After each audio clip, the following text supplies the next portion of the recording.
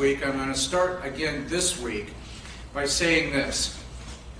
The Adventist Church sees itself fulfilling a unique role, that of proclaiming the imminent of Christ's return in the context of the three angels' messages. And you all agreed with me with that. Having said that, I also said that we're a waiting and we're a working people. And we are. And we have a confidence that we have this message to proclaim and a method with which to proclaim it. And that's what Dr. Frank is challenging the church. Sandy mentioned it this morning, and I'm also reminding all of you to think about. But nevertheless, in a radically changing world, there's nothing normal about what's going on in our world today, is there? There's nothing normal, common. Everything's changing before our eyes. We've got to keep pace with the trends unfolding around us, and we've got to constantly fine-tune our understanding. And that means let's get creative. Let's think outside of the box. Okay. No matter what, though, our updating and methodology, and no matter how it becomes, we cannot forget, and we must never forget and lose sight of what our mission is. And what's our mission? Bring the lost souls to God. To share the gospel. Yep. Yeah, spread the gospel. Proclaim the gospel. Christ's return in the context of the three angels' message. There's different places, there's different circumstances, and it requires different approaches and different methods. I understand that. But we've got to keep vividly in mind just who we are and why we're here. And in short, mission is foundational. And we lose everything when we lose a clear sense of identity and mission. We're going to talk about that this morning a little bit deeper than what we started last week. But last week we started by looking at the purpose of the church. And I asked these questions. Why does the church exist? I asked that question, and I asked, what is our purpose? And we concluded, hopefully you remember this, that the first and foremost, most important part of our purpose as a church is to seek to win the lost. And I'm convinced that as long as we recognize that is our ultimate purpose, the reason we exist is to reach the lost, then as a congregation and as individuals we'll continue to grow. And then I found this passage. I found this passage in John chapter 21. And it got me thinking. Left brain's been real active lately, and so I decided, well, let's run with this text. And it's basically, Jesus has died on the cross, he's resurrected, and he's now with the apostles. And he's got to do something about Peter. Peter's a broken man.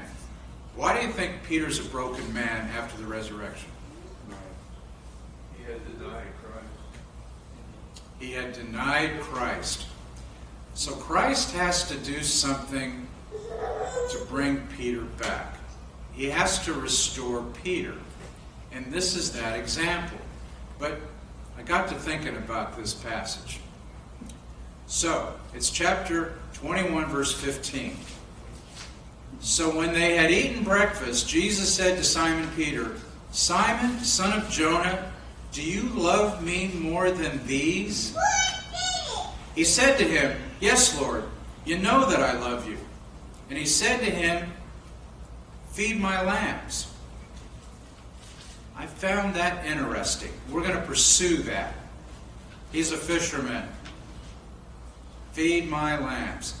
He said to him again a second time, Simon, son of Jonah, do you love me? And he said to him, Yes, Lord, you know that I love you. And he said to him, Tend my sheep. And he said to him the third time, Simon, Simon, son of Jonah, do you love me? And Peter was grieved because he said to him the third time, Do you love me? And he said to him, Lord, you know all things. You know that I love you. And Jesus said to him, Feed my sheep. So, I got to thinking about that. Why would I think about something like that? Because what did I start with talking about last week? Well, do you recall, if you break down the 12 apostles, how many of them were shepherds? None of them. None of them. Were shepherds scarce in Jesus' day? We had shepherds out here in Blythe certain times of the year. You've seen them, haven't you? You know about the shepherds out here. We get them out here because we get the sheep and the lambs and all of that out in the fields. You've all seen them, haven't you? All the young people, you've seen them all, haven't you? You know what a shepherd is, right? I think Jesus intentionally avoided choosing shepherds to lead the Christian church. Over and over, the Bible instructs Christians, even Christian pastors, to feed the sheep. Feed the sheep. 3 times in John chapter 21, verses 15 to 17. Jesus is instructing Simon Peter, feed my sheep. Take care of my sheep. And feed my sheep. It was to the shepherds, if you recall, on the hillsides that the heavenly angels first appeared. Isn't that right? In glory, to announce the birth of Jesus? It's to shepherds, wasn't it? What about David? God handpicked David, the son of Jesse. What was David at the time? Shepherd. He was a shepherd boy, to be the leader of his people. We're going to talk about that for a moment, but that's the kind of leaders that God wants. Now, I'd like to suggest to you that shepherds make great leaders. During Jesus' ministry here on earth, he was a shepherd. Look at John chapter 10, verse 11. I am the good shepherd. The good shepherd lays down his life for the sheep. Jesus says it again in verse 14. I'm the good shepherd. I know my sheep know me. Jesus, he's a shepherd. He didn't refer to himself as a good fisherman, did he? He referred to himself as the good shepherd. So why didn't he choose shepherds? Ever think about that? It's not real important, but there's some points that I want to make this morning as we look at what the mission of our church is. That's why I'm bringing it up. He didn't choose shepherds as the future leaders of his church, just like God, though, did in the Old Testament. How come? Why fishermen and not shepherds? It's not the most important thing to think about, but it has some significance. Many of the great leaders of God's church were shepherds, weren't they? Name some. There's a bulletin board. Sandy's going to give me one someday. I can write things down. There's that bulletin board. Give me some shepherds in the Old Testament. David. Yeah, I already named one. David. Daniel, Elijah, Daniel wasn't a shepherd. Elijah, Joseph wasn't a shepherd. Elijah, What about Moses? Moses. What about Abraham? Gary, What about Isaac? My favorite is Jacob. Jacob liked to argue with God. I love Jacob. Jacob, he was. They were all good shepherds, weren't they? All of them were entrusted with leading the people of God before Jesus came. Do you realize that? All those names on that bulletin board? They were leaders to lead God's people. The Eastern shepherd was the definition of courageousness and dedication. Did you know that? That's what made shepherds so important to Jesus. Why? Well, they fearlessly cared for their flock, the flock of God that was entrusted into their care and keeping. Flocks of sheep became numerous and healthy under their tutelage of many a faithful, hard-working shepherd. Why? They also cared for new lambs and protected the growing flock from danger from predators. Okay, what kind of predators might there be? Wolves. You find them today. That's right. That's right. So, how curious then for Jesus not to assign his church with shepherds? Well, I got a buddy that's reading the book of Jeremiah. You want to get scared about life and find out how you're supposed to live? Read the book of Jeremiah. I'm serious. And I found this text in the book of Jeremiah, chapter 16, verse 16. Jesus may not exactly be predicting himself and what he was going to do, but maybe this was to fulfill prophecy. Jeremiah 16:16 says this, "But now I will send for many fishermen, declares the Lord, and they will catch them." I'm not sure if it was in the context of evangelism, because the Babylonians were a problem for the Israelites at the time. And read the book of Jeremiah, you'll see that. However, there is that text, 16:16. Go to the book of Ezekiel. A buddy of mine was reading Ezekiel recently. Chapter 47, verse 10. Fishermen will stand along the shore. The fish will be of many kinds, like the sand of the great sea. So there's prophecy. Why shepherds weren't being used. Second, there's church growth. A shepherd is usually given an existing flock and maintains that flock in good fashion. What about fishermen? JJ, your dad was supposed to take you fishing some time ago. Yeah. Did he ever do it?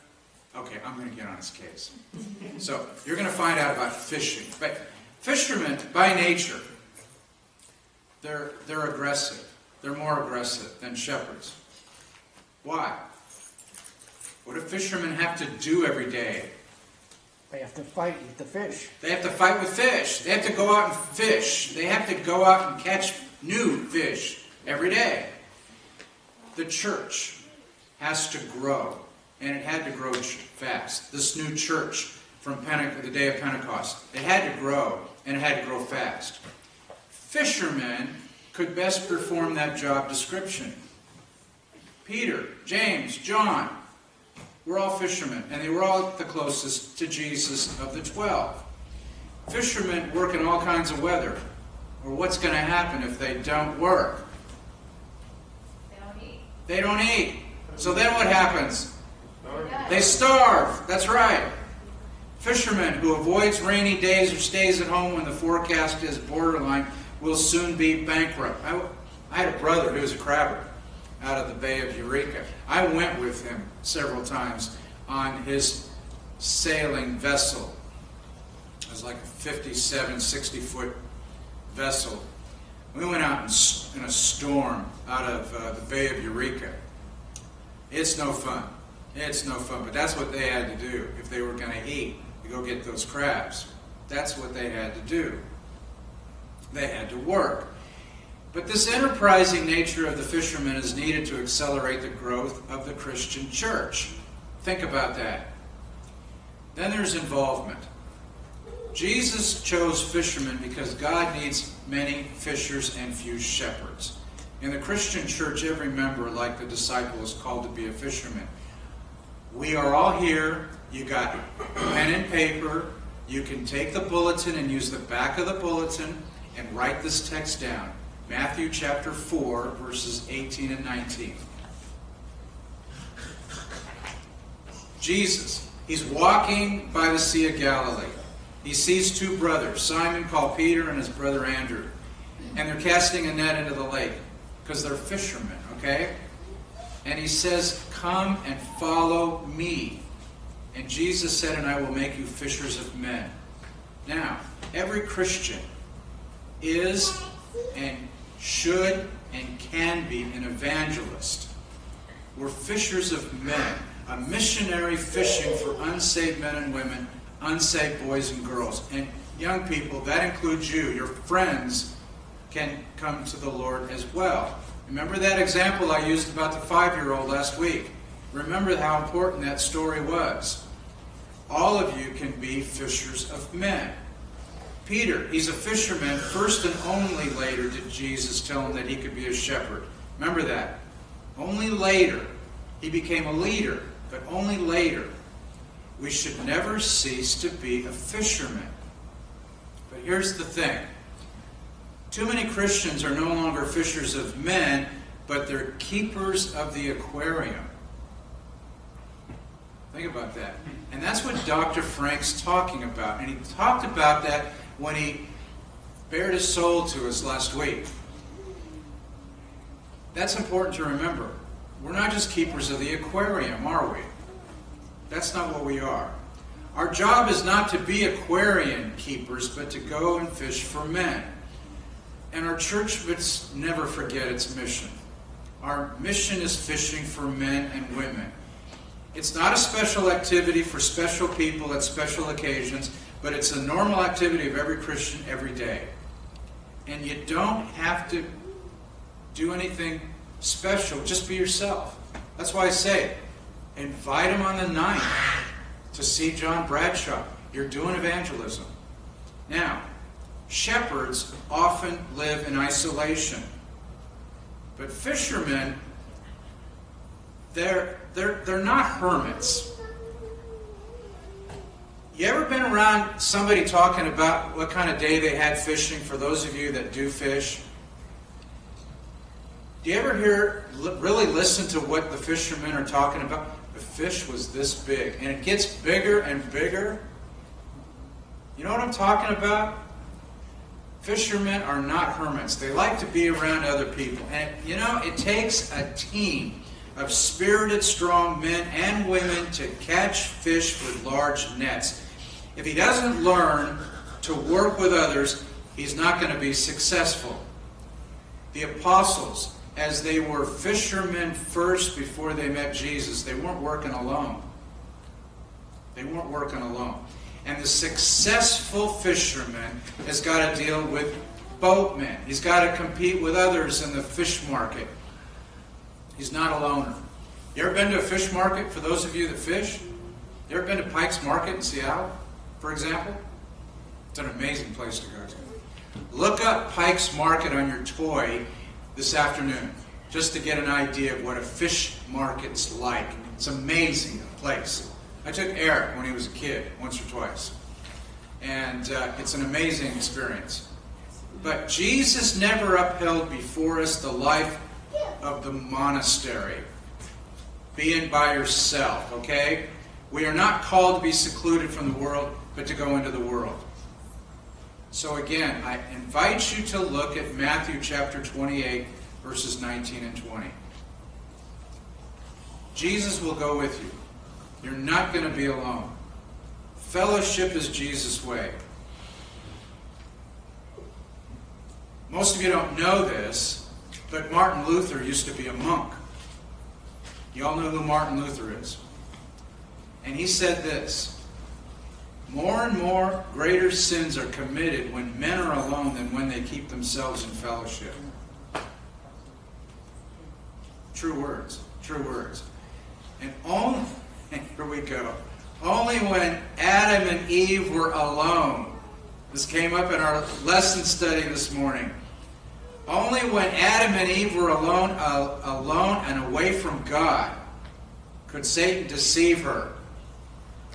Think about that for those of you that were at Sabbath school this morning. Something to think about.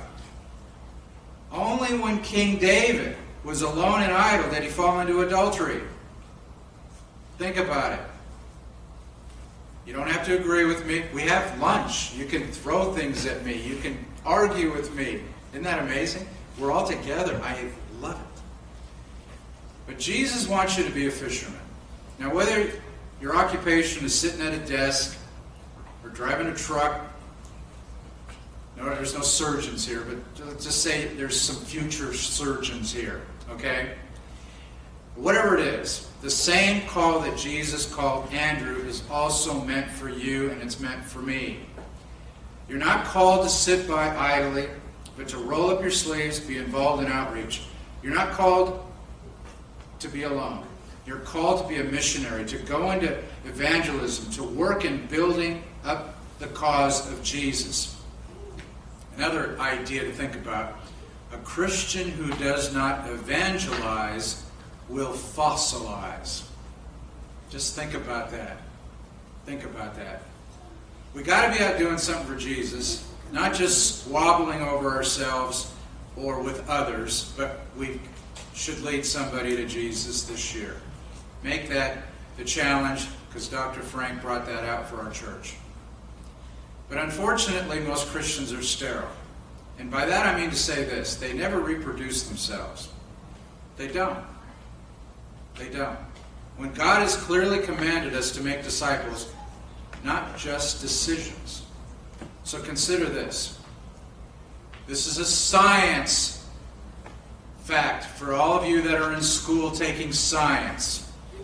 Listen to this.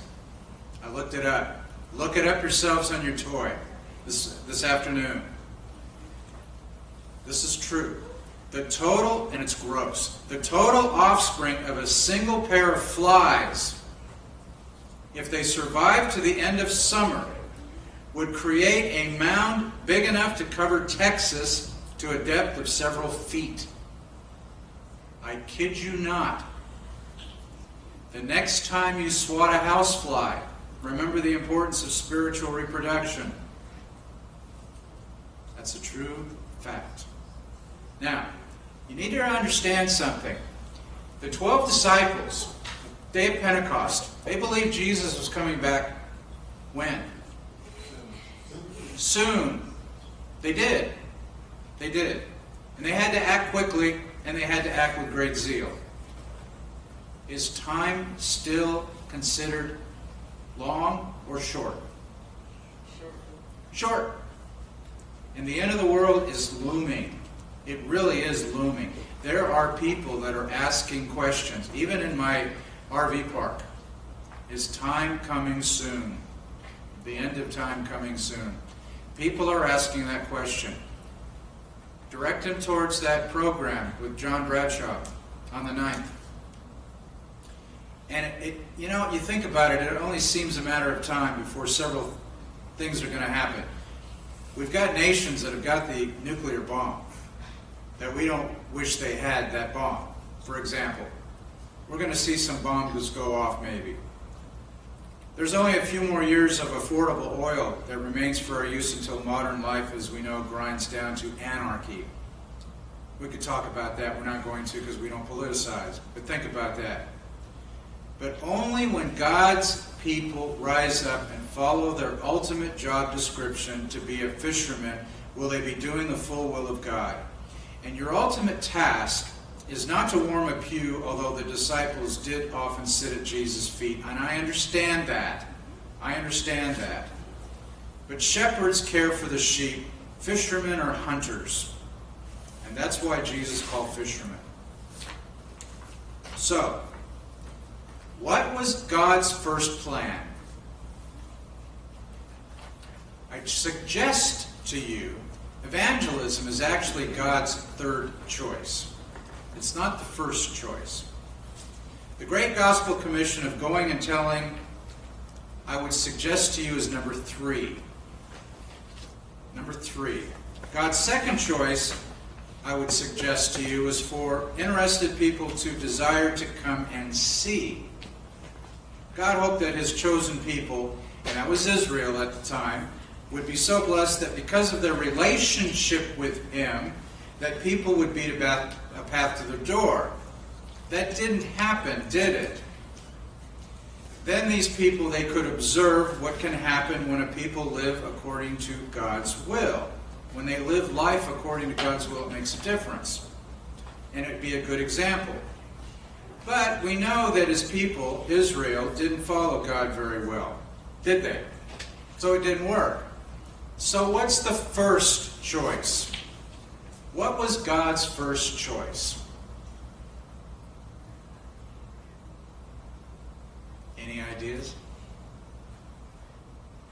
But there would not be any sin. You could say that.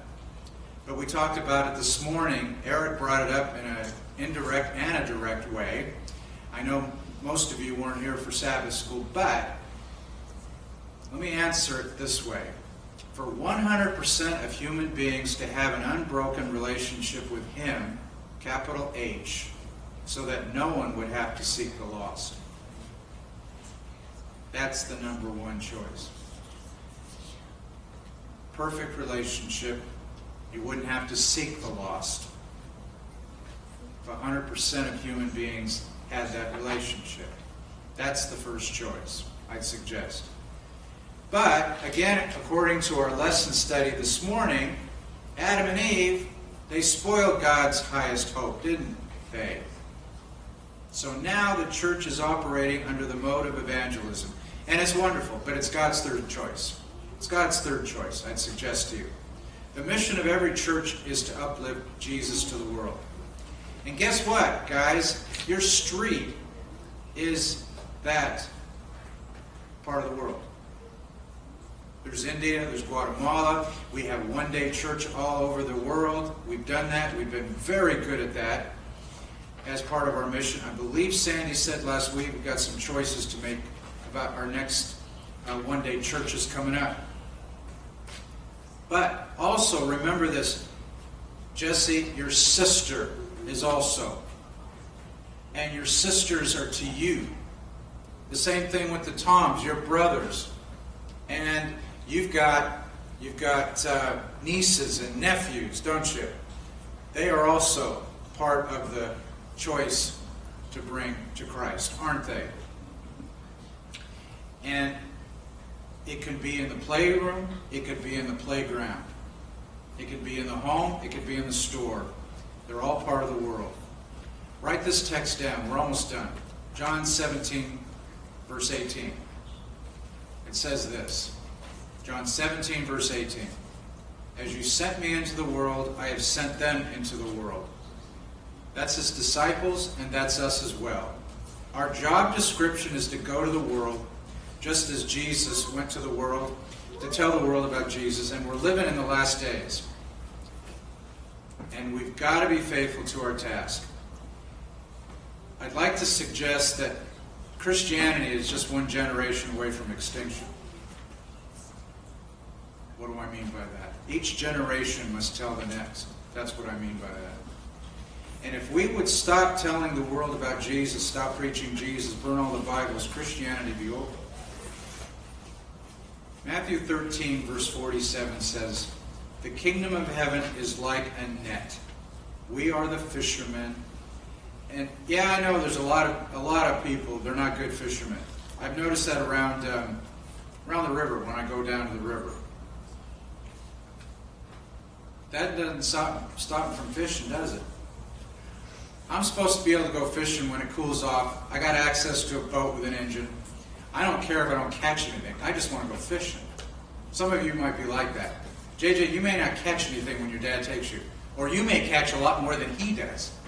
The point is that you get to go out and you go fishing. And you'll enjoy it. And you'll enjoy it. And the same ought to be true for our spiritual fishing trips as well. You go out humbly and prayerfully, and God's going to give you a good catch. I'll end with this.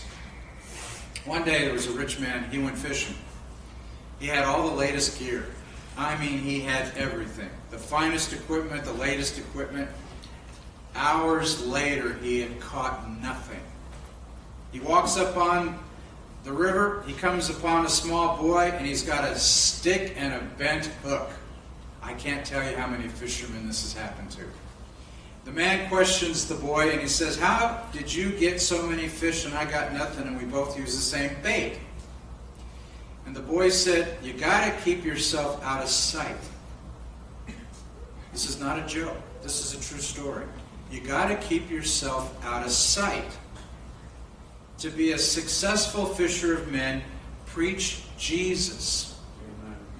And get Him into sight and get yourself out of sight. It ain't about you. It ain't about you. Send the people away talking about Jesus instead of praising you for all your numerous accomplishments. You don't impress people with your fancy house, but with Jesus.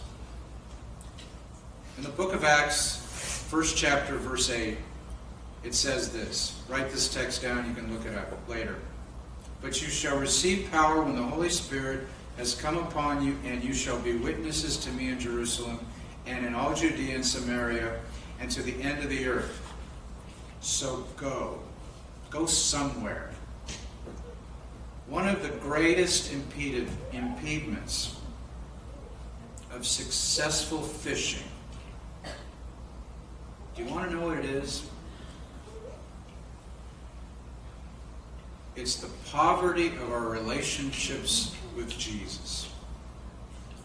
And that's why we don't catch fish. We don't know the fisherman with a capital F. So, know Jesus and know Jesus and show Jesus and you'll be successful. Pray about it and think about it and remember the 17th. We're going to have another brown bag. I'm loving them.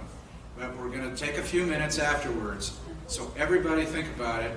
Write down your suggestions. We're going to talk about it on the 17th. We can't sing, but I want you to open your hymnals to number 499. It's a familiar song. I know that. Kathy is going to play it. I'm going to read the lyrics because I can do that. Even though you can't sing, you can follow along. I love this song. We all do. 499. We know what it is.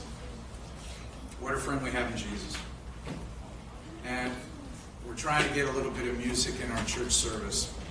This is how we do it. Thank you to Kathy and her ministry.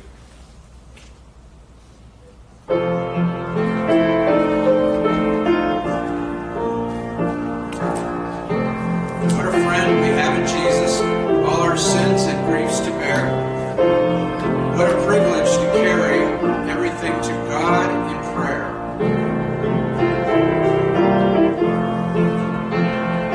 Oh, what peace we often forfeit. Oh, what needless pain we bear.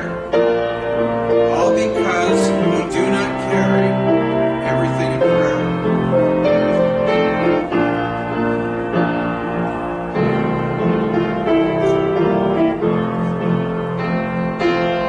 Have we trials and temptations?